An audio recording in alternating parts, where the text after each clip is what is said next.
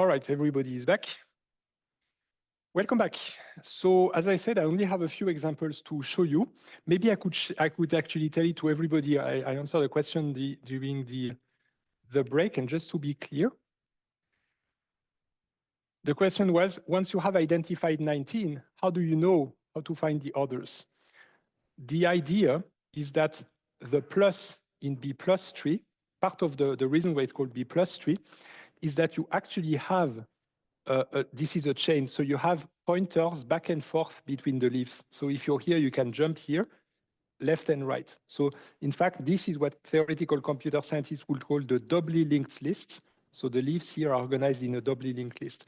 So this is the reason why once you have the lower bound and or the upper bound of the range, it's very efficient to find everything in the other leaves that is within your range, right? So I wanted to add this.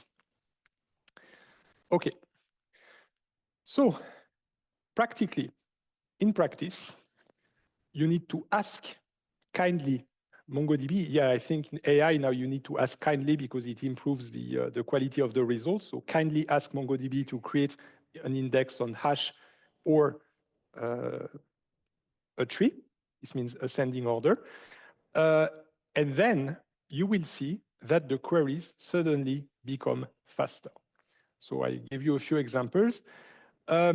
More examples. What happens if you put a -1 in here? -1 means descending. It's the same semantics for the JavaScript API as with the order by. When you order your value, you also have 1 for ascending and -1 for descending. Again, it's just a convention of the API to do it in this way.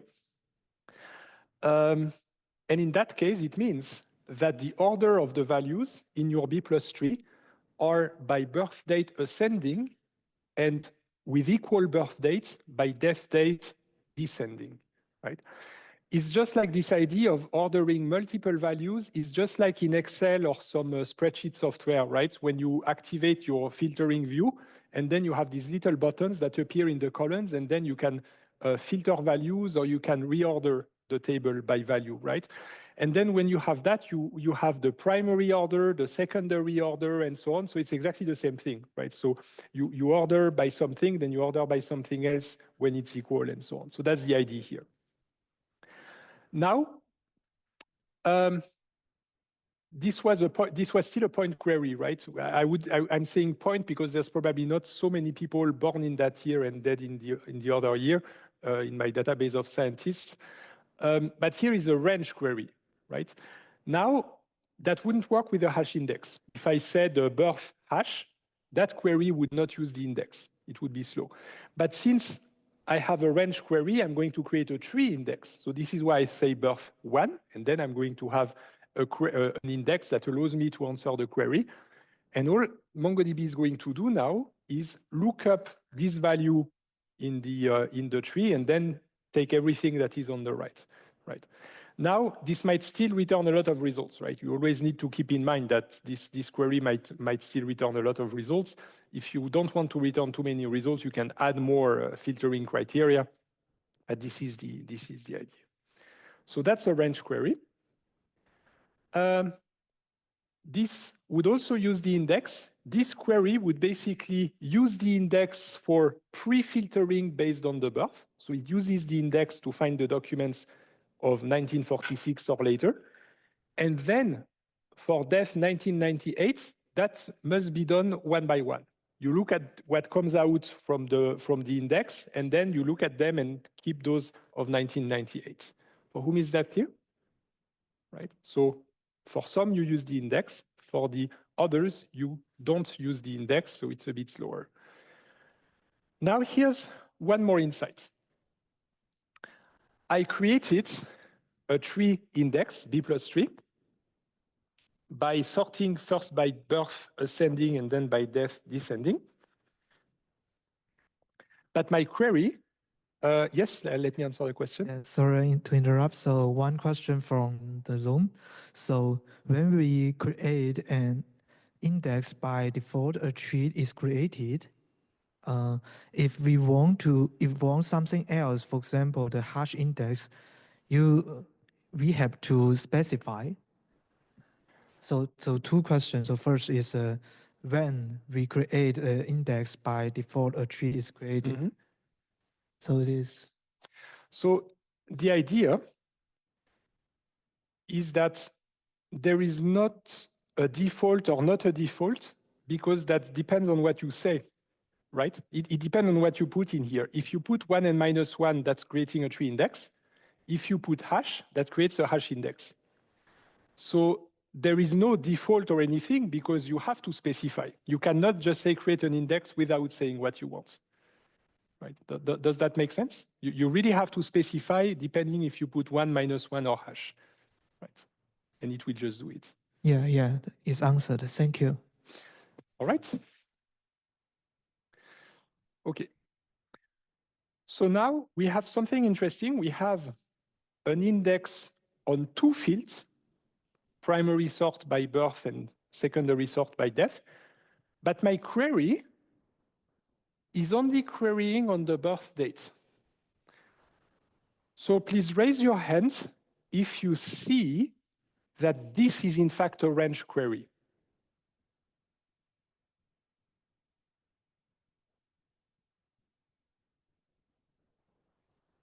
Nobody. Okay. That's why I have this slide. It's a range index because of this. Now, instead of calling them birth and death, I call them A and B. So imagine that I have an index that creates a B plus tree based on 2 keys. That's the primary order and the secondary order. So it means that we sort by A, 1, 2, 3. And by equality on A, we sort by B. So now we have all A equals 1, we sort by B. All A equals 2, we sort by B. And all A equals 3, we sort by B. Who is with me? Right? It's just a lexicographic order. And again, that's what you get with Excel if you order your data with multiple columns, clicking on multiple columns. Now, who sees that if you look at these documents right here that are together, if I just say, I'm looking for the documents for which A is equal to 2, this is a range. Do you see that this is a range A equals 2? Who sees that now? It's the range between A to B1 and A to B4. That is a range. And this is the reason why, if I have indexed on multiple fields, but my query only asks for a value on the first one, I can use that index. I can use that index. I can answer the query A equals 2. I just return all of this, right? So this is a free lunch that we get in MongoDB. If you create an index that is a tree on multiple values, and your query looks up only some of the first ones, but not all the way down, just birth in here, that is going to use the index. That is going to be fast. That is the idea. Because of this, you just need to visualize like this. Likewise, if I query for everything greater than or equal 1980, I can also use that index. That's also going to be using that index. In that case, if you say A greater than 2, that's going to return all of that. A greater than 2 returns all of that. So this is also using the index. This will not work if I query not on birth, but on the death date. That doesn't work. And you can see it because imagine that here I query with B. I say I want to query B equals 1. Who see that this is totally unusable? B equals 1. It's totally unusable. It's not at the same place, right? I would have to look for the case that A equals 1, then A equals 2, then A equals 3. I cannot use the index to query by B, right? Who sees that? Few raise hands. So this would not use the index. That would be slow, right? It really has to be the first fields in the order in which they are created here. It has to be birth or birth and date. But if you skip birth and just query by death, this cannot use the index. This is totally useless. Right? And again, that has to do with this. If you try to query for a specific value of B, it's all over the place. It's not a range query. It's all over the place in the index, so You cannot do that. Okay.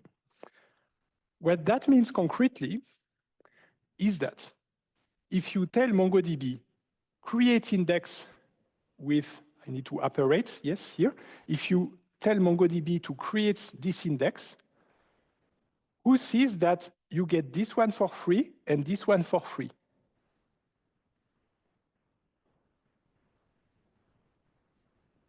Yeah? It's a common mistake that several people do in MongoDB. You know, when you create a MongoDB database for your startup or your company, you need to create your indices. You need to create the indices in anticipation of what the queries are going to be. And a common mistake people do is that they create this, and they also create this index, and they also create this index.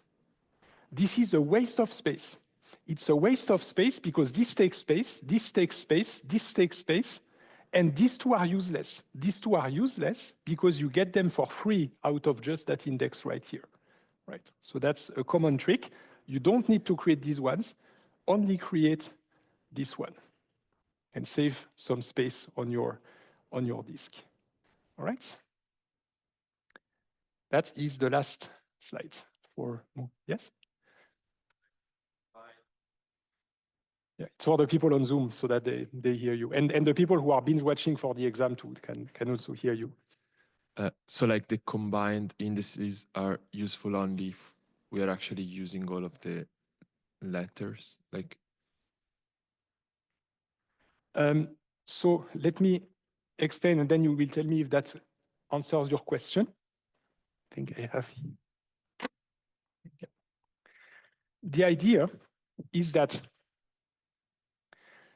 if you hide this, this is the same as, can this operate? No, oh, that's strange. It doesn't even appear here. So only the people in the lecture will see, but I'm showing the A1, B-1 right here, that this here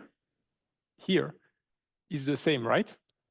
And now if I cover the bottom two, this gives me this one. What I'm saying is that if you have a query that queries just on A, or that queries on A and B, either point query or A ascending, B descending, then you can do it with this index because these are range queries on this index. So what I'm saying is that if you already have this index, then creating these is useless, right? You would just create them, but it would not give you any added value because you can do just fine with that index. That's what I'm saying, right? Did it answer your question? Yeah, awesome. So this is the idea. And again, you need to remember indices. By the way, indices is the plural form of index, right? One index, two indices, just like one matrix, two matrices.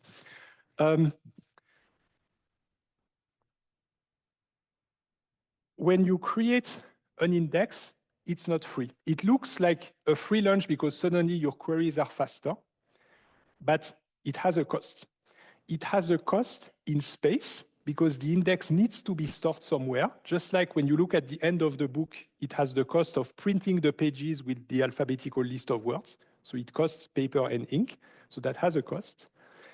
And it also has a cost in time because building the index also takes time. When you build the index, it takes hours to build the index.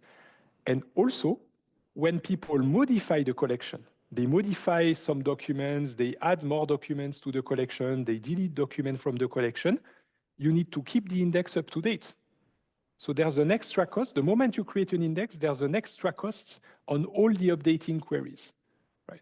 So this is the reason why you don't want to have useless indices because they are going to have a cost without bringing you any value because this one is just enough.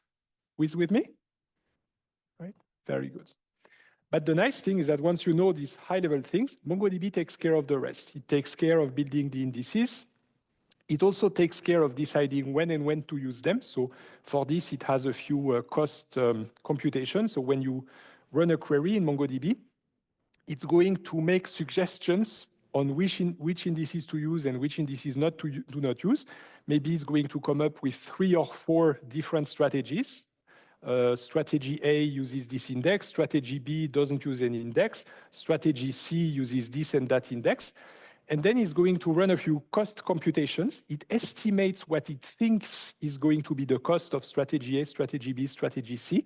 And then it picks the strategy whose cost is estimated to be the lowest. Right? So this is how it works. It makes a few plans and then selects the plans that it thinks is going to be the fastest. For example, you might have created both a hash index and a tree index on the same field. And so it will have a strategy with the hash index, a strategy with the tree index, and it will decide which one of the two is the most efficient based on your query. All right. And by the way, you already know if it's a range index, that's going to be the tree. If it's a hash index, a point query, then that's going to be the hash index. All right. Any questions? That's the last slide, actually, right? So any questions before I move to query languages?